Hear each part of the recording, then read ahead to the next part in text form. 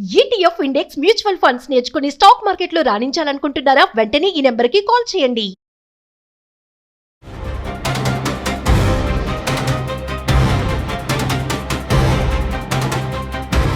నమస్కారం అండి. నేను మీ నడు రవికుమార్ని. సుమన్ టీవీ వీక్షకులు పునఃస్వాగతం.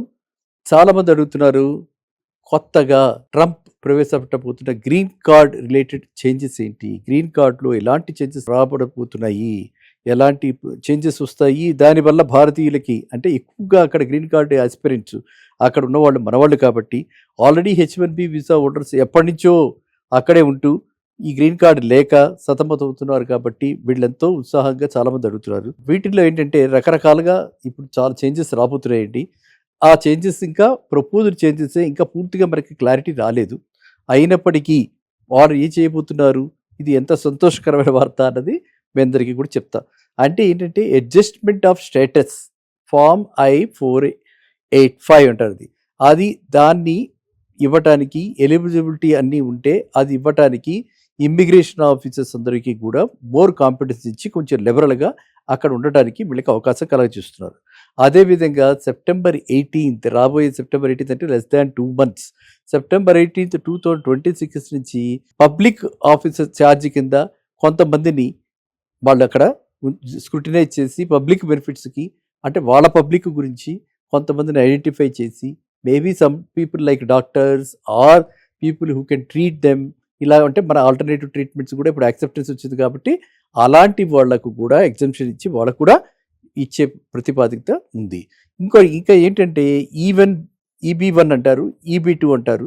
EB1, EB2 ఈ లాంగర్ వెయిటింగ్ పీరియడ్ ఉంది కాబట్టి ఆ పీరియడ్ కూడా తగ్గించేలాగా సిగ్నిఫికెంట్గా బ్యాక్లాగ్స్ తగ్గించేలాగా ప్లాన్ చేస్తున్నారు. ఇంకా అన్నిటికంటే ఇష్టమైంది, చాలా నచ్చేది ఏంటంటే చాలా ఈజీగా కనిపిస్తున్నది, మనందరం కూడా దాని అడ్వాంటేజ్ తీసుకునేందుకు అవకాశం కనిపిస్తున్నది ఏంటంటే గ్రీన్ కార్డ్ అప్లికెంట్స్ అందరూ కూడా ఇది వరకు 1 million ఉంటే ఇప్పుడు ఓన్లీ 1 lakh రిఫండబుల్ బాండ్ తోటి బయట నుంచి అంటే విదేశాల నుంచి మన దేశం నుంచి కూడా అలాంటిది ఏదైనా 1 lakh రిఫండబుల్ బాండ్ పెడితే అంటే ఇప్పుడు మనందరికీ తెలుసు US ఎకానమీ కూడా ఇరాన్ వార్లో దెబ్బతింది కాబట్టి ఇప్పుడు వాళ్ళకి కూడా డాలర్ ఎక్విషన్ కావాలి, దానికి డాలర్ ఇన్ఫ్లోస్ కావాలి కాబట్టి ఇది కూడా సీరియస్గా వాళ్ళు థింక్ చేస్తున్నట్టుగా తెలుస్తోంది. ఇక అసలు ఏ డబ్బులు కట్టకుండా అక్కడే H1Bలో ఉండి గత 7 ఏళ్లుగా కంటిన్యూస్గా వాళ్ళు కనుక అక్కడే ఉండి అంటే కంటిన్యూస్గా అంటే అర్థం ఏంటి, 1 monthకి ఇంటికి పేరెంట్స్ చూడడానికి 15 days పేరెంట్స్ చూడడానికి వచ్చిన వాళ్ళని అది కంటిన్యూస్ కిందనే. కానీ H1B వాళ్ళకి వ్యాలిడ్ H1B తోటి లీగల్ స్టే అక్కడ కనుక లీగల్ స్టే ఉండుంటే స్టూడెంట్స్ అయినా సరే వాళ్ళు లీగల్గా ఉండుంటే వాళ్ళకి ఫర్ లాస్ట్ 7 years ఇంక్లూడింగ్ వాళ్ళ study period there after employment కాబట్టి it is a very good move. అందరం ఇది వస్తుందని చెప్పి ఆశిద్దాం. 7 years కంటిన్యూస్గా అక్కడ ఉంటే వాళ్ళందరికీ కూడా గ్రీన్ కార్డ్ ఎలిజిబిలిటీ వచ్చే అవకాశం కనిపిస్తుంది. అలాగే వాళ్ళు అంటే అలాంటి వాళ్ళందరూ కూడా క్లీన్ క్రిమినల్ రికార్డ్ మెయింటైన్ చేస్తూ ఉండాలి. అండ్ వాళ్ళు ఆల్రెడీ కూడా ఏదో ఒక జాబ్ ఏదో చేస్తున్నారు కాబట్టి they are contributing to their communities. అట్లాంటి వాళ్ళందరికీ కూడా ఇలా ఎగ్జంప్షన్ ఇచ్చి వాళ్ళకి కూడా ఇద్దామని చెప్పి అనుకోవటం జరుగుతుంది. సో గ్రీన్ కార్డ్ ఇచ్చినంతలో వీళ్ళకి మనందరికీ తెలుసు లీగల్గా వాళ్ళు అక్కడ ఎంతకాలమైనా ఉండొచ్చు. అండ్ గ్రీన్ కార్డు ఉంటే పర్మనెంట్గా వాళ్ళు అక్కడ సిటిజన్స్గా మారిపోయి వాళ్ళు అక్కడే ఉండిపోవడానికి కూడా ఉంది. తర్వాత మనకి ఏంటంటే ఈ EB2, EB1 ఈ ఏవైతే మెథడ్స్ ఉన్నాయో వాటిల్లో కూడా వెళ్ళేందుకు అవకాశం సరళీకృతం అయ్యే అవకాశం ఉంది. కాబట్టి అందరూ కూడా ప్రతి వాళ్ళు కూడా పర్టికులర్లీ మన పిల్లలు చాలామంది అక్కడ అబ్రాడ్లో ఉన్నారు, వాళ్ళ గ్రీన్ కార్డ్ రాక మనం సతమతమవుతున్న ఈ రోజుల్లో ఇలాంటి ప్రతిపాదనని మనం అందరం కూడా హర్షిద్దాం. ఇది US కాంగ్రెస్. ఓకే, US కాంగ్రెస్లో ఈ బిల్లు ప్రవేశపెడతారు. ఈ బిల్లు ప్రవేశపెడితే ఇది ఆమోదం పొందుతుంది, మెజారిటీ వస్తుందని కూడా ఆశిద్దాం. సో అందువల్ల ఏంటంటే ఇది చాలా చక్కటి శుభవార్త.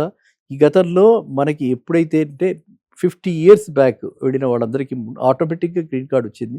ఆ రోజుల్లో ప్రొఫెషనల్స్ అందరికీ కూడా అంత వెల్కమింగ్గా ఉన్నటువంటి ఈ అమెరికా ఇప్పుడు ఇలా అయిపోయింది కాబట్టి ఇప్పుడు ఇలాంటి సరళీకృతమైనటువంటివి ఏవైతే చర్యలు చేపడుతున్నారో దీని అంతా మనం హర్షిద్దాం.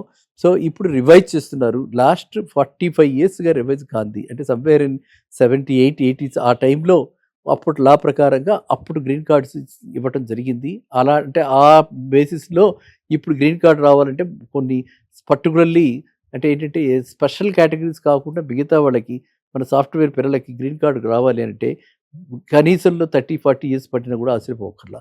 అలాంటిది ఇది వస్తే గనక 7 ఇయర్స్‌లోనే కంటిన్యూస్‌గా వాడు 7 ఇయర్స్‌లో ఉండి క్రిమినల్‌గా ట్రాక్ రికార్డ్ క్లీన్‌గా ఉండి ఏ ఇటువంటి చార్జెస్ వాళ్ళకి అగెనిస్ట్‌గా లేకపోతే వాళ్ళు లీగల్‌గా అక్కడ ఉంటే వాళ్ళు అక్కడ కమ్యూనిటీకి ఎలాగో సర్వ్ చేస్తున్నారు కమ్యూనిటీకి. ఏ కంపెనీలో చేస్తున్నా ఆ కమ్యూనిటీకి సర్వ్ చేసినట్టే. అలా గనక వాళ్ళు చేస్తూ ఉంటే వాళ్ళందరికీ కూడా చక్కగా ఈ మెథడ్‌లో గ్రీన్ కార్డ్ వచ్చే అవకాశం ఉంది. ఇంతకంటే మనకు ఆనందమైనటువంటి విషయం ఏముంది చెప్పండి.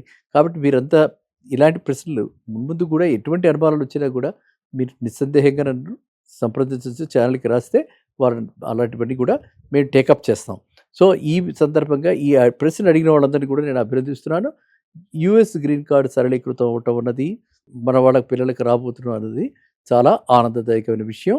ఇది మనము వేచి చూడాలి.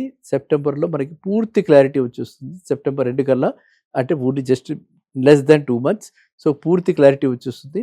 ఆ క్లారిటీ వచ్చాక మళ్ళీ ఏమైనా మార్పులు, చేర్పులు ఉంటే మళ్ళీ ఇంకో వీడియో ద్వారా మీ అందరికీ కూడా తెలపవచ్చును. సరేనా? నమస్తే.